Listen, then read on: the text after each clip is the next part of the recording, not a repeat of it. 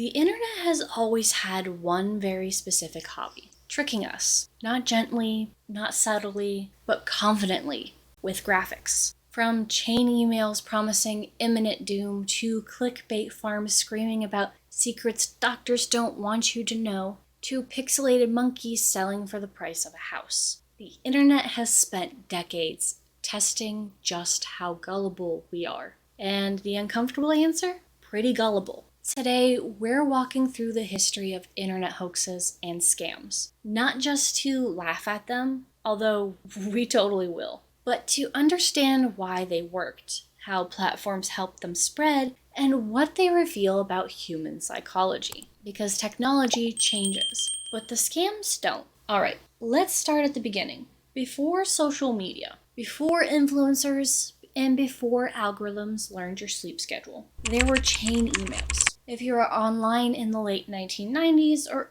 early to mid 2000s, you absolutely received one of these. Maybe even received one in the form of a text message from one of your friends as a kid. These messages typically began with something dramatic like, forward this to 10 people or something terrible will happen. Sometimes it was supernatural, like a ghost would do something to a family member, or sometimes it was just aggressively sentimental, like heroic children with terminal illnesses that turned out to be entirely fictional. There were even emails claiming Bill Gates would send you money if you forwarded the message. And yet, people forwarded them. Why? Because early internet culture was built on novelty and trust. The web felt smaller. Email felt personal. And forwarding something felt harmless. At worst, you annoyed your aunt. At best, maybe Bill Gates actually sent you $500. Chain emails exploited two basic psychological triggers: fear and hope. Fear that something bad would happen if you ignored it. Hope that something good would happen if you complied and forwarded it. And most importantly, they exploited frictionless sharing. It took one click to forward to your entire contact list. No algorithm required, just human impulse. But as we know, the internet matured, and so did the scams. Enter clickbait. By the late 2000s and early 2010s, we weren't forwarding emails anymore. We were clicking links. Headlines became the new chain letter. You won't believe what happened next. Doctors hate this one simple trick. This celebrity tried to hide this photo.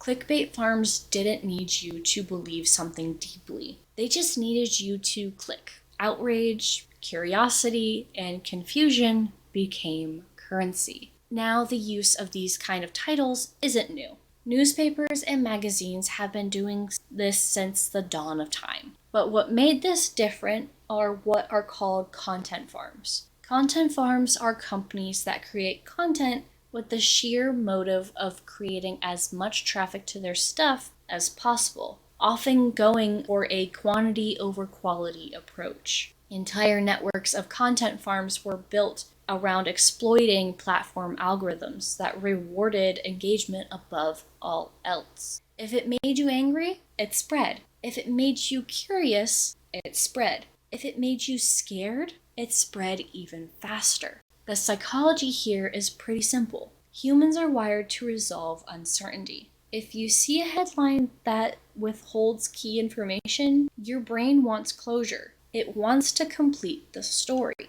So, you click. The platforms loved this. More clicks meant more ad revenue. More shares meant more time on their site. It didn't matter if the content was shallow, misleading, or completely fabricated. Engagement is engagement, baby. Now, this is where hoaxes start to industrialize. Fake news sites popped up that looked legitimate enough at the first glance. Satirical articles were shared as fact. Conspiracy theories found algorithmic amplification. And suddenly, hoaxes weren't just annoying. They were starting to shape public discourse. And then we enter the era of social media virality. Now, misinformation didn't need an email chain or a clickbait farm. It just needed a meme. Hoaxes became visual. Think screenshots of fake tweets, edited videos, or out-of-context clips and fabricated celebrity quotes layered over aesthetic backgrounds. The design of social media platforms accelerated everything.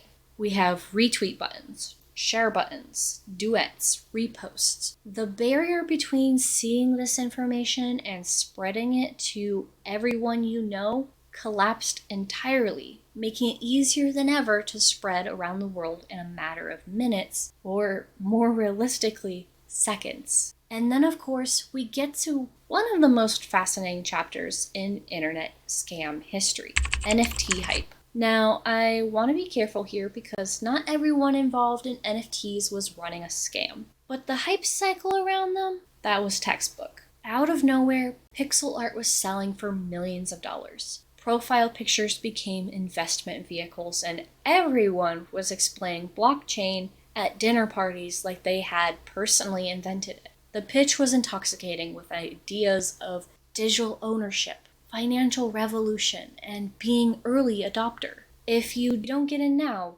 you'll regret it later. Which is, by the way, the exact same emotional pressure tactic used in chain emails, just with better branding and a friendly smile. NFT hype exploited scarcity psychology and fear of missing out. Platforms amplified the spectacle with influencers posting about it. Hell, even news outlets jumped on board and covered record-breaking sales. The more absurd it looked, the more attention it received. And attention online is like oxygen. When the hype cooled, many projects collapsed. Values plummeted, and suddenly the same internet that once screamed, "This is the future," pivoted to, how did anyone fall for this? But I'm going to be honest, that question misses the point.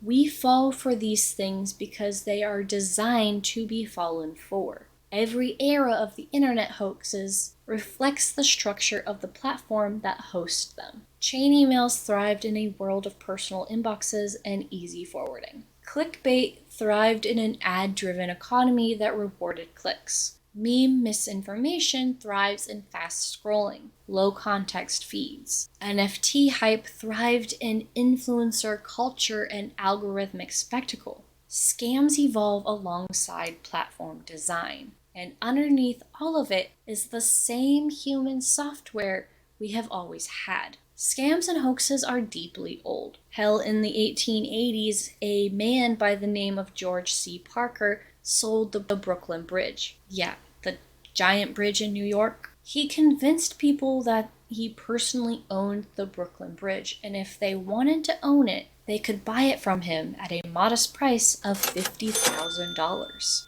He even went further, apparently, and told them they could put up tolls on the bridge if they wanted to make some money off of it. After they purchased their new bridge, people actually tried to set up tolls only to be approached by the police to shut it down because, shocker, the Brooklyn Bridge was public property and wasn't owned by one singular person. And according to my research, he didn't only try to sell the Brooklyn Bridge, but also the Statue of Liberty, Madison Square Garden, Ulysses S. Grant's tomb, and the Metropolitan Museum of Art. The scams were so bad, the processors at Ellis Island, where a lot of people were coming into America, were handing out cards explaining that you can't buy public buildings and streets. As humans, we are curious. We're social. We're scared of missing out. We're wired to trust people who sound confident. And we're wired to share things that provoke emotion. The internet